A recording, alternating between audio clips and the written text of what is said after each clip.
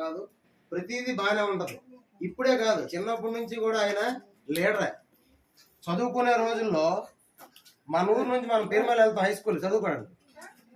మన క్లాసులో మనం ఎక్కడ ఉంటాం, బాగా చదివినప్పటికీ ఒక మూల పిల్లిపోన్లాగా కామ్ ఉండిపోతుంది. ఎందుకు?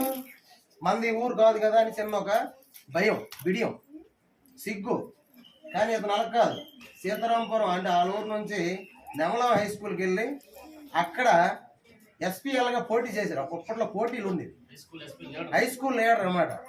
అర్థమైందా? ఆ సొంత ఊరు కూడా పక్క ఊరు నుంచి వచ్చి ఈడేట్ లీడర్ అన్నట్టుగా బోల్డ్ రాజకీయం చేశారు. అయినా సరే అంటే ఆయనకి ఒక లీడర్షిప్ క్వాలిటీ అనేది జెనెటికల్గా ఉంది. అర్థమైందా? అలాగని వాళ్ళ నాన్నగారికి అదేం లేదు. వాళ్ళ నాన్నగారి సాంప్రదాయం అయిన ఆయన. వాళ్ళ నాన్న ఎప్పుడు మన కాదంటే మనకెందుకు అనే రకం. ఒకవేళ అతనిదైనా సరే ఎవడో లాక్కుంటే వదిలేసే రకం. కానీ ఈయన మాత్రం అంటే ఆ లీడర్షిప్ క్వాలిటీ అనేది చాలా అవసరం. మంచి నాయకత్వ లక్షణాలు ఈయనలో ఉన్నాయి అనేది ఆయన గుర్తించిన విషయం. మరి ఇక ఈయన గురించి రెండో తమ్ముడు అప్పలరెడ్డి మాట్లాడతా. శ్రమజీవి కాబట్టి మరి ఇరువురు దంపతులకి ఆ సాంబశివుడు నిండు నూరేళ్ళు సంపూర్ణ ఆరోగ్యాన్ని ఇవ్వాలని మనసారా మణిమేశ్వర్ ద్వారా ఒక అభ్యర్థుల్ని ప్రకటించారు. కాబట్టి వాళ్ళు అలాగే ఉంటారు.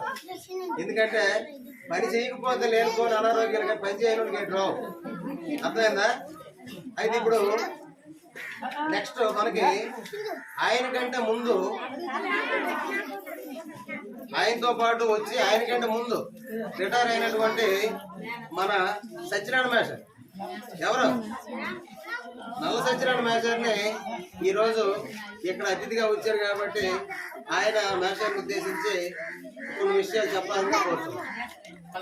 అతను చూసి మనం ఎంతో నేర్చుకోవాలి. ఎంతో కష్టపడ్డాడు అంటే చాలా కష్టపడ్డాడు. ఎందుకు ఎంతమంది పిల్లలు చదివించడం అంటే ఉద్యోగం ఉన్నవారు కూడా చదివించలేకపోతుంది ఈ కాలంలో. అదలాంటిది 3 పిల్లల్ని అందరినీ చూసుకుంటూ అతను స్కూల్కి వెళ్తూ ఆ విధంగా తన జీవితాన్ని అలాగా లాక్కొచ్చారు. ఇప్పుడు మాత్రం బాగా స్టాండ్ అయ్యారు. కాబట్టి ఆ దేవుడు కొద్ది కరుణించి ఇప్పుడు బాగానే ఉన్నారు. ఇక ముందు కూడా ఈ మిగతా జీవితం కూడా హ్యాపీగా వెళ్ళిపోయి అతను ఆ భార్య పిల్లలు అందరితోటి హ్యాపీగా ఉంటారని నేను కోరుకుంటున్నాను. ఈ సామూర్తి గురించి మీ అందరికీ తెలిసే అందరూ ఇతను వచ్చాడంటే అంకిత భావంతో పనిచేస్తారు. వచ్చిన తర్వాత పిల్లల్ని చుట్టూ పెట్టుకొని మీ అందరికీ ఉపాధ్యాయ బోధించారు, మీరు చూసేవాళ్ళం. అతను చెప్పింది మీరు కూడా అర్థం చేసుకొని అతని యొక్క అడుగుజాడలో మన అందరం నడుచుకుంటూ అతను మిగతా మీరు కూడా బాగా చదువుకొని ఈ మేషలుగా ఆదర్శప్రాయంగా ఉంటారని నేను కోరుకుంటూ అతను మిగతా టైము ఇంకా అతనికి ముందుగా ఇంకోటి అతనికి పని చేయడానికి ఆఫీస్ ఉంది.